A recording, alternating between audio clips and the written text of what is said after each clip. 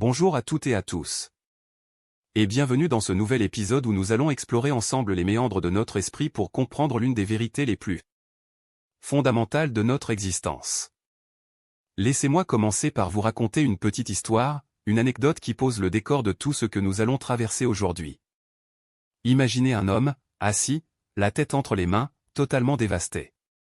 Il s'adresse à un sage et lui dit, la voix tremblante, c'est fini. J'ai tout perdu. Il ne me reste plus rien. Le sage le regarde calmement et lui demande, ah bon? Mais, est-ce que tu vois encore? L'homme, surpris, répond, oui, bien sûr. Le sage continue, et est-ce que tu entends encore? Est-ce que tu peux encore marcher? L'homme acquiesce, oui. Alors le sage sourit et conclut, donc, tu as tout. Tu as simplement perdu ton argent. Cette histoire, aussi simple soit-elle, illustre parfaitement le cœur du sujet qui nous réunit aujourd'hui, la perspective. Les faits sont les faits, mais c'est notre regard sur ces faits qui détermine notre réalité. Nous allons nous baser sur les travaux fascinants d'Andrew Matthews pour décortiquer comment la vie change littéralement lorsque nous changeons nous-mêmes. Et pour comprendre cela, il faut d'abord plonger sous la surface, là où tout se joue, dans notre subconscient. Avez-vous déjà remarqué à quel point nous fonctionnons en pilote automatique? Quand vous marchez, vous ne pensez pas à lever le pied droit, puis le gauche. Quand vous mangez, vous ne réfléchissez pas au processus de digestion. Tout cela est géré par cette partie immergée de l'iceberg qu'est notre esprit, le subconscient. C'est une machine formidable, mais c'est aussi là que résident nos schémas de comportement, ces fameux patterns qui dictent nos vies. C'est fascinant de voir comment certaines personnes semblent coincées dans des boucles temporelles. Prenons l'exemple de la ponctualité. Vous connaissez sûrement quelqu'un comme David, un ami de l'auteur, qui est chroniquement en retard. Ce n'est pas qu'il le fait exprès, non, il a juste un programme interne réglé sur en retard. Imaginez qu'ils avaient prévu de jouer au tennis. L'auteur lui dit, David, demain 7 heures sur le court. David répond avec enthousiasme, j'y serai. Et pourtant, le lendemain, il arrive à 7h15. L'excuse. Mon fils avait caché ma raquette. La semaine suivante, même heure de rendez-vous, et David arrive à 7h16. L'excuse. Je ne trouvais qu'une seule chaussure. La semaine d'après, c'est la voiture, ou la batterie, ou une crise de larmes du petit dernier. Ce que David ne réalise pas, c'est qu'il n'est pas une victime du sort. Son subconscient a une image de lui-même étiquetée toujours en retard.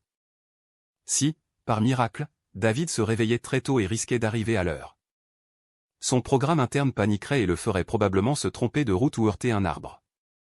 Juste pour rétablir l'ordre des choses et lui permettre de dire, tu vois, je suis encore en retard, c'est plus fort que moi. C'est ce qu'on appelle un schéma comportemental, et cela ne s'applique pas qu'au retard. Regardez autour de vous.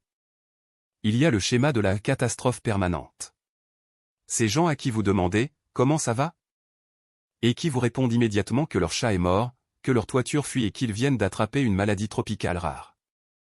Dès que leur vie semble se calmer, une petite voix intérieure leur murmure, c'est trop calme, ce n'est pas normal, et hop. Ils créent ou attirent un nouveau drame. Il y a aussi le schéma de la maladie, ceux qui attrapent froid 20 fois par an, souvent le lundi matin, comme par hasard. Ou encore le schéma du panier percé, ces gens qui, dès qu'ils ont un peu d'argent, sentent une démangeaison irrésistible de le dépenser. Pour eux, l'argent n'a pas de sens s'il n'est pas échangé contre quelque chose. Alors ils se débarrassent de leurs économies comme s'il s'agissait d'une patate chaude. Ce qu'il faut comprendre ici, et c'est crucial, c'est que nous ne sommes pas victimes de ces schémas. Nous en sommes les architectes, souvent inconscients. Tout part de l'image que nous avons de nous-mêmes. L'image de soi, c'est comme un thermostat. Si votre thermostat financier est réglé sur survie, même si vous gagnez au loto, vous trouverez un moyen de revenir à ce niveau de survie. Si votre thermostat du bonheur est réglé sur 50%, dès que vous serez trop heureux, vous vous inquiétez en vous disant « ça ne peut pas durer ». Quelque chose de terrible va arriver. Et vous aurez raison, car vous allez provoquer cette chose terrible pour revenir à votre zone de confort, même si cette zone est inconfortable. Cela nous amène à une question essentielle, comment on se parle à soi-même? L'image de soi se nourrit de notre dialogue intérieur. Si vous répétez sans cesse « je suis nul en maths », « je n'ai aucune mémoire des noms » ou « je suis maladroit », Vous donnez des ordres directs à votre cerveau pour qu'il exécute ses commandes. C'est une prophétie autoréalisatrice. L'auteur mentionne le docteur Maxwell Maltz, pionnier de la psychocybernétique, qui disait que le but de toute thérapie est de changer l'image que le patient a de lui-même. Si vous vous voyez comme quelqu'un qui ne mérite pas l'amour ou le succès, vous rejetterez inconsciemment toute opportunité qui contredit cette croyance. D'ailleurs, parlons d'un symptôme très révélateur d'une image de soi fragile, la capacité à accepter un compliment. C'est un test fascinant. Quand quelqu'un vous dit « Quelle belle robe » ou « Tu as fait un excellent travail », que répondez-vous? Est-ce que vous dites simplement « Merci » ou est-ce que vous vous sentez obligé de dénigrer la chose? Oh, cette vieille fripe? Je l'ai eue en solde, elle est pleine de défauts. Ou, oh, c'était rien, j'ai eu de la chance. Pourquoi faisons-nous cela? C'est comme si quelqu'un vous offrait un cadeau joliment emballé et que vous le lui jetiez au visage. Accepter un compliment, c'est valider sa propre valeur. C'est dire à son subconscient, oui, je mérite cette reconnaissance. Les gens qui réussissent et qui sont heureux disent « merci ». Ils ne s'excusent pas d'être bons ou d'être beaux. Et attention, il ne s'agit pas d'arrogance. Il y a une différence énorme entre l'égoïsme narcissique et l'amour de soi sain. L'amour de soi, c'est se respecter suffisamment pour ne pas laisser les autres nous traiter comme des paillassons. Et cela va encore plus loin, car notre image de nous-mêmes influence même notre santé physique. C'est un point qui mérite qu'on s'y attarde. L'esprit et le corps ne sont pas deux entités séparées, ils sont interconnectés en permanence. Des études ont montré que le sang d'une personne en proie à une peur intense ou à une colère violente contient des toxines capables de tuer un petit animal en quelques minutes. Imaginez ce que ces toxines font à votre propre corps lorsque vous ressentez ces émotions jour après jour. La maladie est souvent, pas toujours mais souvent, une manifestation physique d'un mal-être mental. C'est le corps qui dit « Stop, je n'en peux plus de ce stress, de cette rancœur, de cette peur ». Certains utilisent même la maladie comme un mécanisme de défense pour obtenir de l'attention ou de l'amour. Reproduisant un schéma appris dans l'enfance, quand je suis malade, maman s'occupe de moi. Alors, comment briser ce cycle? Comment changer cette image de soi et, par extension, notre vie? La première clé, c'est de vivre dans le présent. C'est un concept qu'on entend partout, mais l'appliquons-nous vraiment? Regardez les enfants. Quand un enfant joue, il est totalement absorbé par son jeu. Il ne pense pas à ce qu'il va manger demain ou à la bêtise qu'il a faite hier. Il est là, maintenant. Nous, adultes, nous avons perdu cette faculté. Nous passons notre temps à attendre le bonheur. Nous nous disons, je serai heureux quand j'aurai fini mes études. Puis, je serai heureux quand j'aurai un travail. Puis, quand je serai marié. Quand j'aurai des enfants. Quand les enfants seront partis. Quand je serai à la retraite. Et finalement, on meurt sans avoir jamais été vraiment heureux, car on a passé sa vie à courir après un futur hypothétique. Il y a cette lettre poignante d'un homme de 85 ans qui sait qu'il va bientôt mourir. Il écrit, « Si c'était à refaire, j'oserais faire plus d'erreurs. Je serais plus détendu. Je serais plus fou. Je prendrais moins de choses au sérieux. Je mangerais plus de crème glacée et moins de haricots. J'aurais plus de problèmes réels et moins de problèmes imaginaires. » C'est une leçon magistrale. La plupart de nos angoisses ne sont que des projections sur un avenir qui n'existe pas encore. La peur, c'est l'imagination mal utilisée. Vivre au présent, c'est se libérer de ce fardeau. C'est réaliser que le seul moment où vous pouvez agir, respirer, aimer, c'est maintenant. Mais changer sa vie, c'est aussi comprendre la loi de l'attraction, ou comme l'auteur l'explique, le fait que notre esprit est un aimant. Nous attirons ce à quoi nous pensons le plus, pas nécessairement ce que nous voulons, mais ce sur quoi nous focalisons notre attention. Et c'est là le piège, si vous focalisez sur ce que vous ne voulez pas, vous l'attirez quand même. Si je vous dis, ne pensez pas à un éléphant rose, que voyez-vous? Un éléphant rose. Votre cerveau ne gère pas bien la négation dans l'imagerie mentale. Si vous vous dites constamment, je ne veux pas être malade, je ne veux pas être pauvre, je ne veux pas être seul. Votre esprit se concentre sur maladie, pauvreté, solitude. C'est pourquoi les gens qui ont peur de se faire voler sont souvent ceux qui se font cambrioler, même avec 3 alarmes et un chien de garde. Leur peur émet un signal, une vibration qui attire l'événement redouté. C'est comme cette femme qui a eu 5 accidents de voiture en 4 ans. Sa peur de l'accident la crispait tellement qu'elle en devenait un danger public. Pour changer cela, il faut orienter son esprit vers ce que l'on désire, et non vers ce que l'on redoute. Au lieu de dire « je ne veux pas perdre », dites « je vais gagner ». Au lieu de dire « je ne veux pas être en retard », visualisez-vous arrivant à l'heure, calme et détendu. Et en parlant de visualisation, n'oublions pas le pouvoir immense de l'imagination. Einstein disait que l'imagination est plus importante que la connaissance. Pourquoi? Parce que notre système nerveux ne fait pas vraiment la différence entre une expérience réelle et une expérience vivement imaginée. Il y a eu cette expérience célèbre avec des joueurs de basket.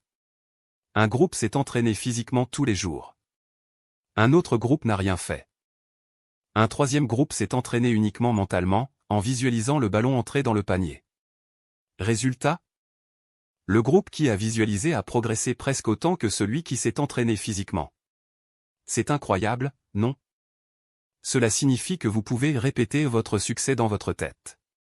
Si vous avez un entretien d'embauche, visualisez-le se déroulant à merveille. Si vous voulez être plus confiant, imaginez-vous agissant avec assurance. C'est ce qu'on appelle la répétition mentale, et c'est l'outil secret des plus grands athlètes et des gens qui réussissent. Mais il y a un obstacle majeur sur le chemin du changement, un boulet que beaucoup traînent à leur cheville toute leur vie, le manque de pardon. La rancune. C'est un poison violent. Nous pensons souvent que ne pas pardonner à quelqu'un, c'est le punir. Je ne lui pardonnerai jamais ce qu'il m'a fait. Mais en réalité, qui souffre? L'autre personne dort probablement très bien la nuit. Elle a peut-être même oublié l'incident. Pendant ce temps, vous êtes là, à ruminer, à faire monter votre tension artérielle, à vous créer des ulcères. Refuser de pardonner, c'est comme boire du poison et attendre que l'autre meure. Le pardon n'est pas un acte que l'on fait pour l'autre, c'est un acte de survie pour soi-même. Pardonner ne veut pas dire cautionner le mal qui a été fait, ni oublier.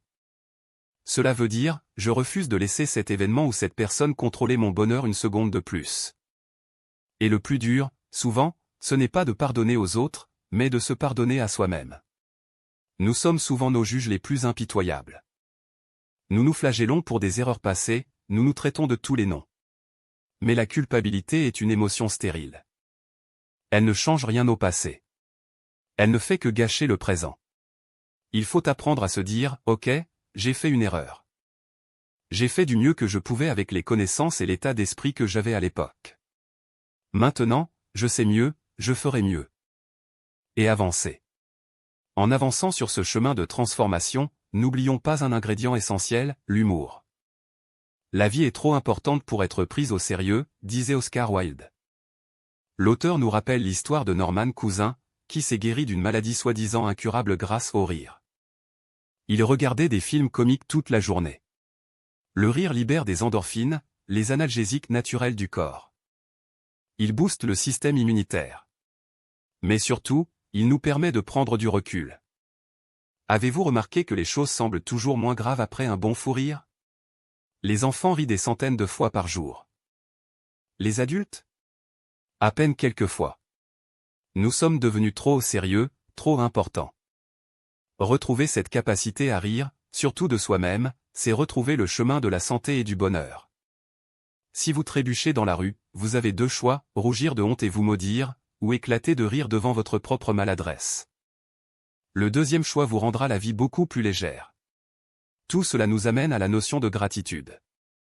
C'est peut-être le levier le plus puissant pour changer notre état d'esprit. Notre esprit ne peut se concentrer que sur une chose à la fois. Si vous vous concentrez sur ce qui vous manque, vous serez malheureux, peu importe ce que vous possédez. Vous pouvez avoir des millions, mais si vous ragez parce qu'il pleut le jour de votre pique-nique, vous êtes pauvre en bonheur.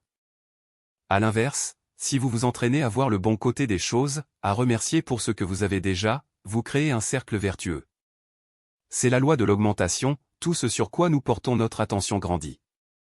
Si vous portez votre attention sur vos douleurs, elles semblent pires.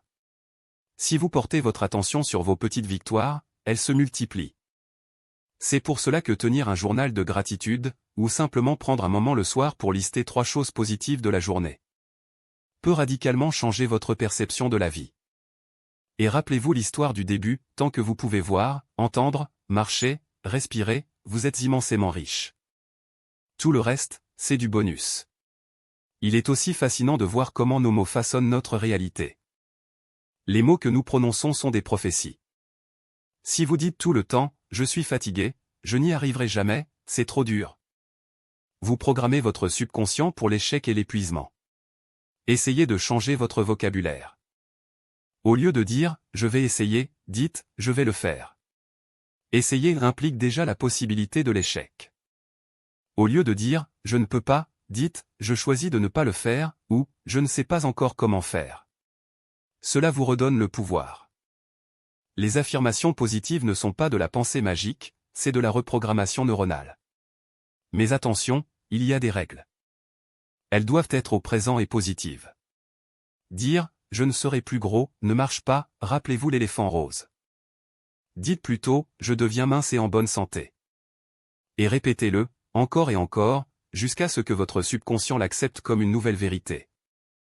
Pour conclure ce voyage au cœur de nous-mêmes, il faut accepter une vérité fondamentale, le monde extérieur est le reflet de notre monde intérieur. Si vous trouvez que les gens sont agressifs, demandez-vous quelle colère vous portez en vous. Si vous trouvez que le monde est beau et plein d'opportunités, c'est que vous cultivez cette beauté en vous. Nous passons notre temps à vouloir changer les autres, notre conjoint, nos enfants, notre patron, le gouvernement. Mais c'est une perte d'énergie totale. La seule personne que vous pouvez changer, c'est vous-même. Et la magie, c'est que lorsque vous changez, tout change autour de vous. Si vous devenez plus souriant, les gens vous souriront davantage. Si vous devenez plus confiant, les gens vous feront confiance. Si vous vous aimez davantage, vous attirerez des gens qui vous aimeront. Ce n'est pas de la magie, c'est de la résonance. Vous êtes un diapason. Si vous vibrez la peur, vous faites résonner la peur autour de vous. Si vous vibrez la joie, vous faites résonner la joie. Alors, quel est le message ultime d'Andrew Matthews? C'est que le bonheur n'est pas une destination, c'est une façon de voyager. Ce n'est pas quelque chose qui nous tombe dessus par hasard, c'est une décision. Une décision quotidienne, courageuse, parfois difficile. La décision de voir le verre à moitié plein. La décision de pardonner. La décision de rire. La décision de s'aimer. La décision de vivre maintenant. Ne soyez pas comme cet homme qui attendait d'avoir tout pour profiter de la vie. Profitez de la vie pour avoir tout. Prenez soin de votre esprit comme vous prendriez soin d'un jardin. Arrachez les mauvaises herbes de la négativité, de la peur et de la rancœur. Plantez des graines de gratitude, d'espoir et d'amour. Arrosez-les avec de l'humour et de la persévérance. Et vous verrez que votre vie fleurira d'une manière que vous n'auriez jamais osé imaginer. Merci d'avoir partagé ce moment avec moi. J'espère que ces mots résonneront en vous et vous donneront l'envie, dès aujourd'hui, de changer votre regard pour changer votre vie. N'oubliez pas, vous êtes le maître de votre destin, le capitaine de votre âme. À très bientôt pour un nouvel épisode. D'ici là, prenez soin de vous, et soyez heureux, maintenant.